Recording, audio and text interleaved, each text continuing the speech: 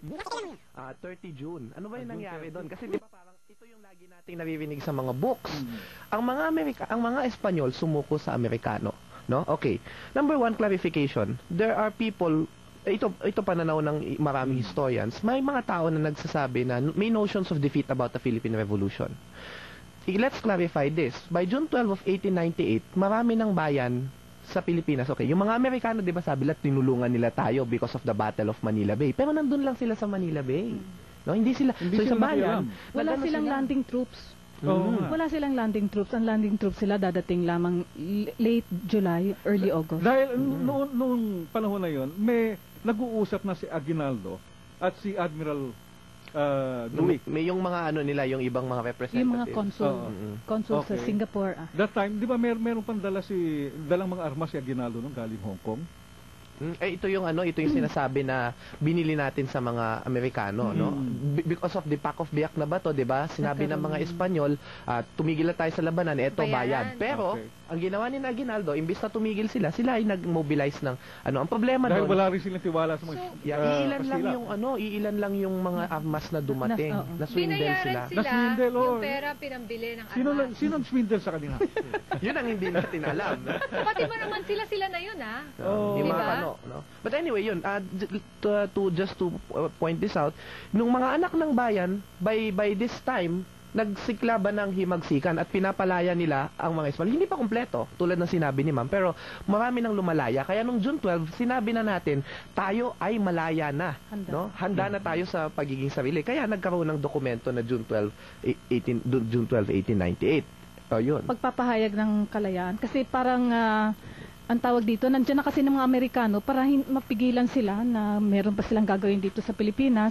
Isa sa mga nagmungkahi kay Aguinaldo na i-proclaim ang independence ay si Mabini. Si Mabini. Anong panahon na yun Mabini yun? Siya ay parang chief of staff ni Aguinaldo noon. Legal advisor. Political advisor. May pinapakita po. Ito lang yung para lang makita yung ito yung isang facsimile ng dokumento ng ng pagpapahayag ng kasarinlan. Meron lang ilang dito kasi makikita natin na yung palang kasarinlan natin, ginabayan tayo ginagabayan ng dakilang bansang Norte America. No? So sa Declaration of Independence. Ginagabayan, nandito yan. At yung flag pala natin, yung kulay nito, ay hango sa kulay ng mga bandila ng Estados Unidos. Yes. Yung kulay. So nandito yan sa Declaration. So, at parang, ang naaalala ko, parang ang kwento pina-feel nila na sila ang nagbigay sa atin ng ating kalayaan, mga Amerikano. Yun na nga. At yung demokrasya din, di ba? Pamana ng Amerikano ay demokrasya. Nakalimutan na yung mga nilaban ni Aguinaldo. Oo, dahil nung panahon na yun, nakalibot na yung puwersa ni Aguinaldo sa Maynila. Sa Intramuros. It's a matter of time na talagang matatalo niya. Pero pinaalis ng mga Amerikano yung tropa ni Aguinaldo doon. Umalis naman. Pinaalis sila doon. Pinatras. Bakit daw po? Kasi nga, ang mga Amerikano... Bakit pumayag si Aguinaldo? Binayaran rin ba? Hindi. Yun ang wala sa kasaysayan. Pero yun, so we won the revolution against the Spaniards. Yun ang katotohanan dito. At number 2, yung mga last Spaniards na nagkuta, and this is your film in ABS, Baler. Diba? Hindi sila sumuko sa Amerikano because they did not believe na sumuko na yung mga kasama lang Espanyol sa Maynila. Baler is a very isolated place. So ang nangyari, 1 year sila dun sa church, tapos nung nalaman nila na talagang sumuko, tapos nagpadala pa ng American troops, ang saysay nun na nagpadala ng American troops, ayaw ng mga Amerikano na sumuko itong mga Espanyol na to sa mga Pilipino. So ayaw rin naman, gusto ng Amerikano na sa kanila natin na we will owe them, magkakaroon tayo ng utang na loob sa mga Amerikano. Kaso kumalpak. So ang nangyari, nung nalaman nila na ayun na, sumuko na pala yung mga Espanyol, itong mga Espanyol na nasa Baler Church, sinuko nila yung sarili sa mga Pilipino, sa mga katipunan. Pero ano yung nangyari? Hindi tadyakan sila, duraan, ituring na mga prisoners. Ang ginawa sa kanila, niyakap sila, tinawag sila mga amigos, mga kaibigan namin, nagpabanda, nagpapiesta, at tinuring na kapatid. At ito yung nilagay sa declaration ni Aguinaldo, June 30 sa Tarlac. Yun yung Filipino-Spanish Friendship Day. So doon pala yun, dinase. So ibig sabihin, tayo, sumuko sa atin ng mga Espanyol, kung Filipino perspective ang gagamitin natin sa kasaysayan. Ang problema kasi, for so many years, our history has been written for us by other people. by other people. Meaning, Yes. Yung mga dahil 'di ba sinabi nga nila wala tayong kultura bago dumating ang Espanyol, wala tayong walang written history. wala tayong kasaysayan. So ang ginawa nila, sila ang sumulat para sa atin. At yung mga sources na yun yung binasa ng ibang mga historiador to interpret. Nung binabasa nila ng direkta lang, wala silang interpretation ng Filipino perspective, ito tayo, no? Kasi yung kasaysayan mahalaga yan sa pagbubuo ng natin ng yun, unan yung sinabi, yung identidad, no? Sino ba tayo? Identity. No? Ma'am. Okay, so nung meron pag-uusap, halimbawa si Aguinaldo at yung pwersang Amerikano, parang kasunduan na okay, dito kami sa Cavite, aatras muna kami ng Intramuros, pero mananatili kami dito sa Cavite. Pagkatapos, bigla raw pinapaalis na rin sila sa Cavite. Hindi sa Cavite. Oo. Sa paligid ng Maynila. Kasi yung Cavite, okay lang na nandoon sina Aguinaldo kasi Pinapaatras na papunta Cavite. Kasi ang kailangan na makuha ng mga Amerikano yung Manila kasi yun ang capital, yun ang pinaka-importanting lugar sa buong Pilipinas. Pagkatapos hindi at that time, no? Oo. So, hindi nila alam na nagkaroon na yung Treaty of Paris. Before or after na ito? Later na yung Treaty Later of Paris kasi magsusurrender muna yung mga Spaniards sa mga Amerikano. That would be on August 13. Oo. Tapos magkakaroon ng pansamantalang peace surrender. Pagkatapos, ang Treaty of Paris will only be in December. Ito binabayaran ng Spanya ang Amerika para sa Binili Pilipinas. tayo. Ganun. Hindi naman. Parang binayaran yung lahat ng mga pagbabago na ginawa ng Espanya dito sa Pilipinas. Parang ganun. Pero, Magkano ang ibinayad? well, ang napagkasunduan nila, $20 million. $20 million.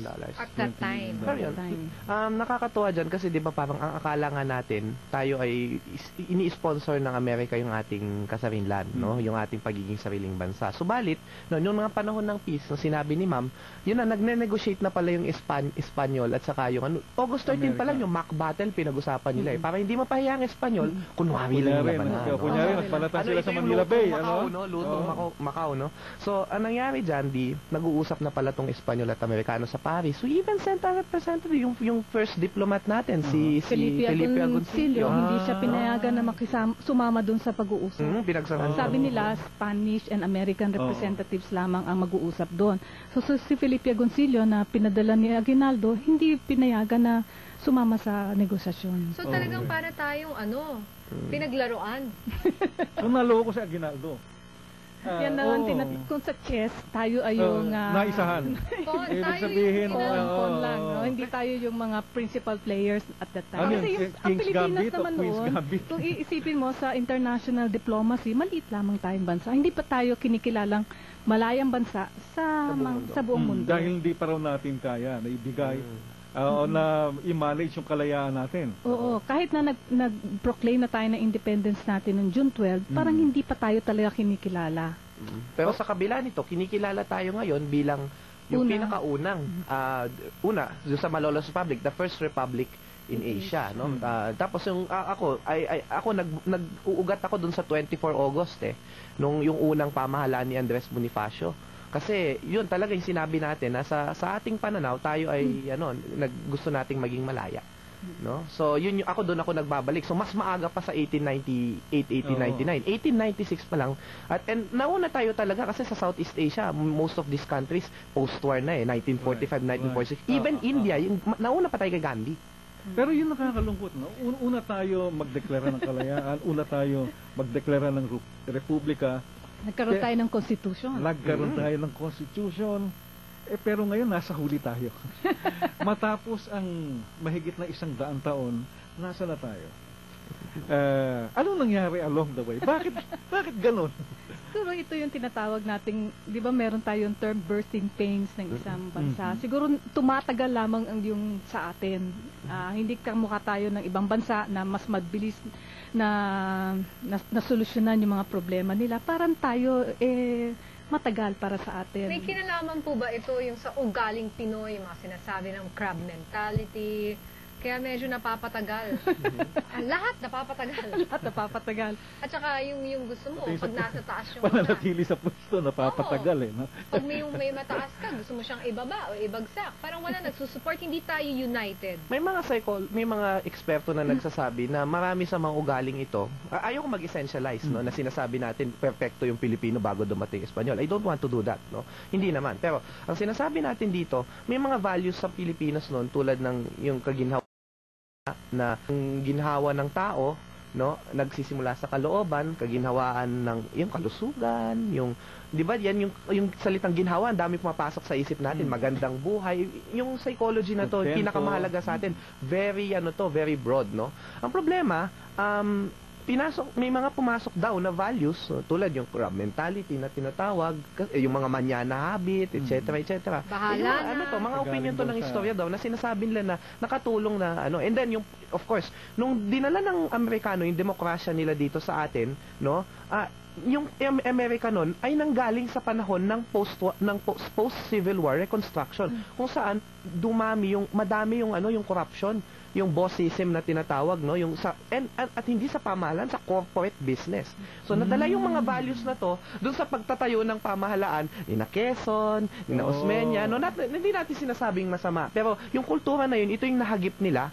At ito yung nadala hanggang sa kasalukuyan kasi I believe that this democracy is not a real democracy, no? Kung kaginhawaan ni Andres Bonifacio ang makikita natin dito na yung yung bayan ng nakikinabang, hindi natin 'to maiko-consider na kalayaan. Ang demokrasya natin ay hindi pinamumugaran, pero namumuno lang ang iilang pamilya at iilang tao. You look at the Malolos Congress, yung mga family, yung mga descendants, sila pa rin ang nasa what Congress is now we have, di ba? So, nung una pa man, ibig sabihin, nagsisimula pa lang yung ating struggle para sa kalayaan, talagang naisang tabi na parati yung masa. Ang nangunguna at sa revolusyon at nagdo-dominate ay puro, sabihin natin, mga elite, Elitista. mga mayayaman. Nung first phase ng revolution, ito ay dinala ng mga masa, sina Andres Bonifacio. Okay. Pero by the second phase of the revolution, wala na sila. Wala na, Sapagkat- naisapwera na. Wala na si Wala Andres na Bonifacio, PBB. wala na si Jacinto by 1899. Oo. Wala na. Wala na yung mga yung mga nasasabi natin, yung mga una nagtatag ng katipunan. Ngayon, ang sinasabi natin makapangyarihan ay yung mga nasa Malolos government na. Oo. So parang naisip ko yan yung mga, wala na yung mga katipuyan, parang yung mga Magdalo Parang naalala ko yung mga, parang may connection or may similarity sa present situation. Kasi yung mga elite na ngayon ang magdodominate sa Malolos Congress. Ang Lagi bang ganon? Lagi ba? Ayan, sa history, hindi lamang sa atin, kundi sa ibang bansa, it's been always the elite na nagka-capture ng power. Oo, nagka-capture ng power. Pera na lang. Halimbawa, yung sa Russia, mga manggagawa. Pero tignan nyo Hindi naman lang, nangyari. yung sa No? Russia naman kasi, hindi naman talaga masa yun eh. They're still Intellectuals. guided by yun, By the yung mga intellectuals, yung mga tinatawag na revolutionaries, no, Si na Lenin, Oo. Sina Lenin, okay, Trotsky. guided by Sila Marx, talaga merong doktrina ni Marx. ideolohiya sila. Mhm. Malakas yung ideolohiya sa kanila. Oo. tayo naman, pera-pera lang Oh, yun nga. Yun nga, tanong eh. Meron ba tayong Ganun lang kasimple yun. meron ba Filipino ideology? Meron ba tayong kaisipan ang isang Pilipino na magde-define talaga sa bansa natin bilang mga bansa ng mga Pilipino? Okay. Ano bang karakter ng kasi tinangka Yan ni yan. Marcos yan di ba? Yeah. Magbuo ng isang Filipino Bagay. ideology. Si Marcos Bacama. Pwede rin pala si Professor. Meron